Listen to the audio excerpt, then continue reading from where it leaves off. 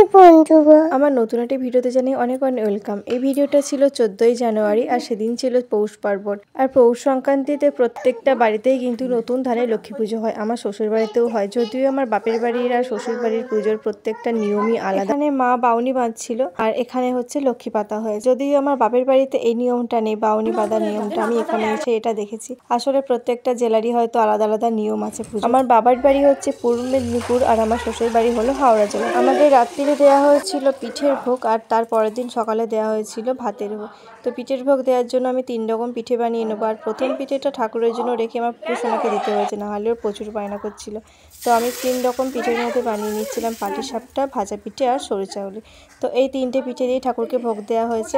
আর কালকে দেওয়া হয়েছিল, মানে পরের দিনে দেওয়া হয়েছিল ভাতের। আমাদের যেমন নিয়ম আছে 2 দিনের পুজো, কিন্তু অনেকেরই নিয়ম আছে আবার 3 দিনের পুজো। আমার বাপের বাড়িতেও ওটা 3 দিনের পুজোই হয়। তো আপনাদের কি নিয়ম আছে সেটাও কিন্তু কমেন্ট করে জানাবেন।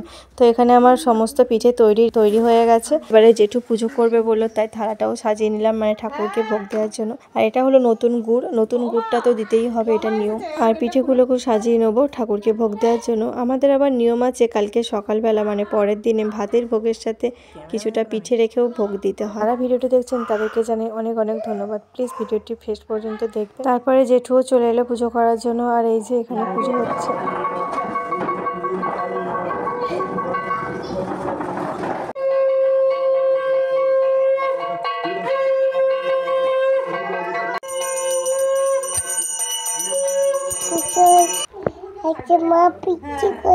পুকুসোনা পিঠে খেতে খুব ভালোবাসে আর আমাকে বললো একটুখানি আমি বলি যে পিঠে হয়, তো ওই ভয়েসটা দিচ্ছি। এবার যে বাউনিগুলো বাঁধা হয়েছিল এগুলো পুজোর শেষে থেকে ঠাকুর ঘরে এবং ঘরেতে 3 দিনের জন্য রেখে দেওয়া হয়।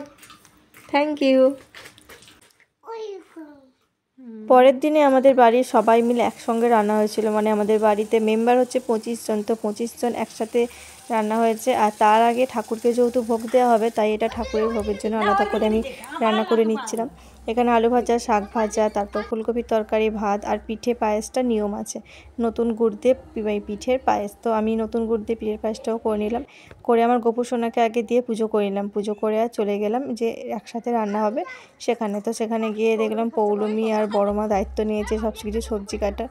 আমাদের বাড়ির 25 জন মেম্বার, আমরা এই সবাই মিলে ফিস্ট করলেই একটা ছোটোখাটো পিকনিকই হয়ে যায়। যেহেতু পুজো ছিল তাই নিরামিষই রান্না হয়েছে, আলু ভাজা, বেগুন ভাজা, ডাল, ফুলকপির তরকারি, বাঁধাকপির তরকারি আর আর এই যেখানে নমা রান্না করছে বড় মা, বড়দি ভাই, কাকিমা, সেজমা, পৌলমী, আমি, তারপরে পাশে শ্রেয়াও ছিল। তো ভিডিও করতে ছুটে পালাচ্ছে। তো যাই হোক, রান্না করার পর সবাই মিলে ঠাকুরকে ভোগ দেওয়া হলো, ভোগ দিয়ে পুজো দেওয়া হলো। প্রথমে মা মনসার কাছে ভাতের ভোগ দিয়ে পুজো দেওয়া হলো, এটা আমাদের নিয়ম আছে।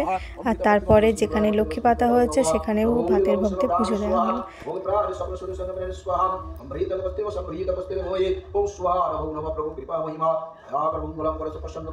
পুজো শেষে সবাই মিলে এবার খাওয়া দাওয়া হবে। তো ছাদে খাওয়া দাওয়া হয়েছিল।